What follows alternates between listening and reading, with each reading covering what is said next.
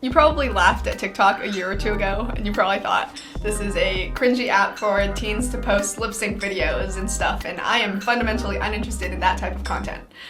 At least that's kind of what I thought. But now you probably downloaded TikTok, or even if you haven't, you still can't escape the copious amounts of TikTok content that goes onto YouTube and Twitter and plays on the car radio. It's literally everywhere. So whether you like it or not, TikTok is now super addicting. So today I'm going to talk about the science behind how it hooks you and controls you, and even some ways that it's more addicting than YouTube or Netflix or other platforms.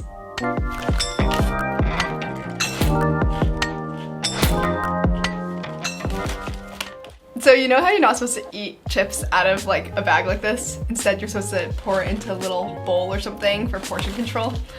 Well, TikTok gives you the biggest goddamn bag of shrimp chips that you've ever seen in your life. So you open up the app and you get these videos instantly playing, and TikTok uses this popular design technique called infinite scroll, so you have an endless feed. And so by Newton's first law, a finger in motion tends to stay in motion. So it's not like a movie where it ends after 2 hours. The feed never ends, so you can be scrolling for hours and hours without even noticing. TikTok is forever.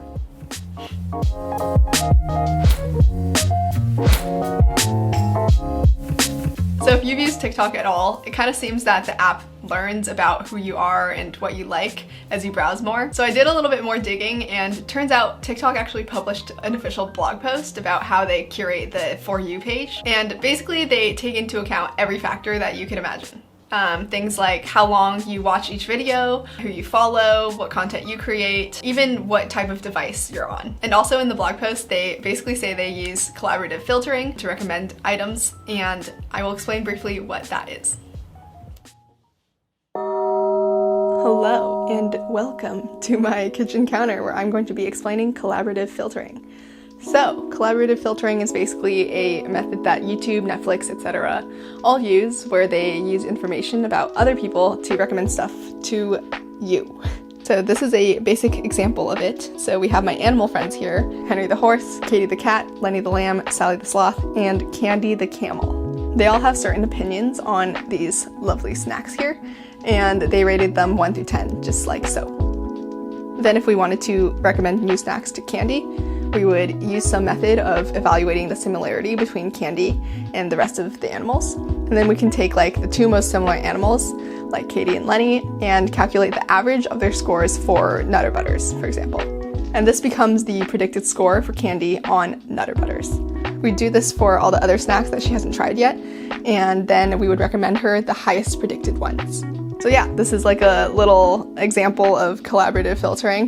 Obviously in real life, this matrix would be much bigger and also would be much emptier. So if you want to read more, I will link a resource down below. Okay, back to regularly scheduled programming. But basically, TikTok is just really ridiculously good at recommending you content, and they have a lot of different ways to do it, and this keeps people on the app. And it's also worth noting that every minute that you spend on the app, you're feeding their data pipelines and making the app even better.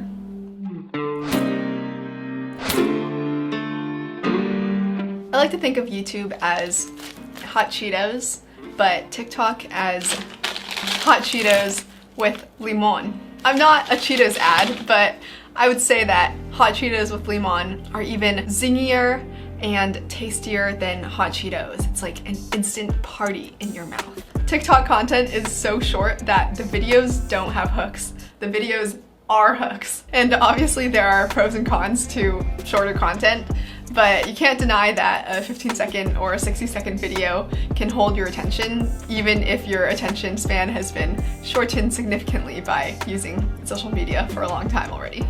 Which definitely hasn't happened to me. No, of course not.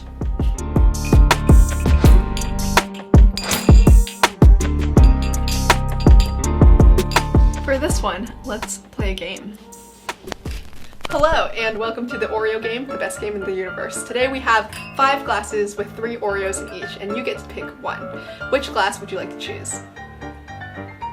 Oh, did you say this one? Congrats, you can have it. Sorry, is this game a little boring? Let me try again. Hello and welcome to the improved Oreo game, the best game in the universe. Here I have 5 mugs and a random number of Oreos in each, so which one would you like to choose? This one? Okay. We have 2 Oreos in there. Would you like to try again? Which one would you like to choose? This one? Okay. There are 7 Oreos in there. Would you like to play again? Yes, of course you do, because this game is a much better game.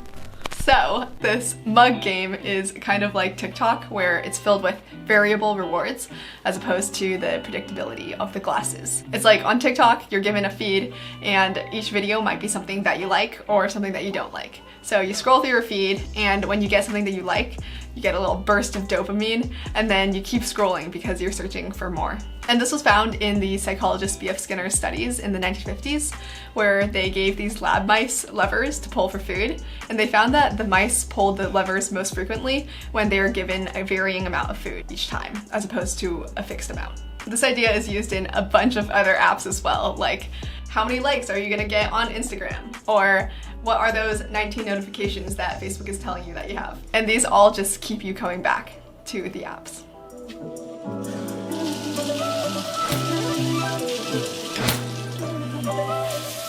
So we've had a lot of snacks today, and by we, I mean me. So I'm going to take a drink here. Surprise!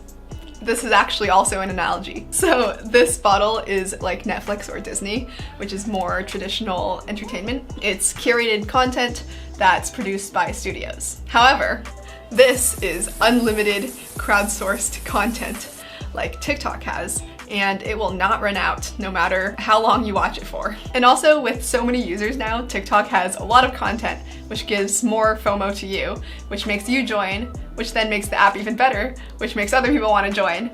And it's a positive feedback loop known as the network effect. And it's worked out really well for TikTok as they have over 2 billion downloads, which is wild.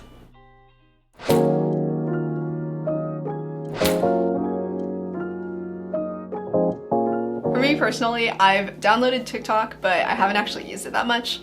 But a lot of my friends are on it, and it's just infiltrated YouTube and all other social media as well, so I can't escape it. But yeah, just in general, I've been curious about how and why social media addicts us, and I'm actually super excited for this Netflix documentary called The Social Dilemma to come out, because I think it talks about these issues. Okay, update, by the time you're watching this video, the documentary is actually out.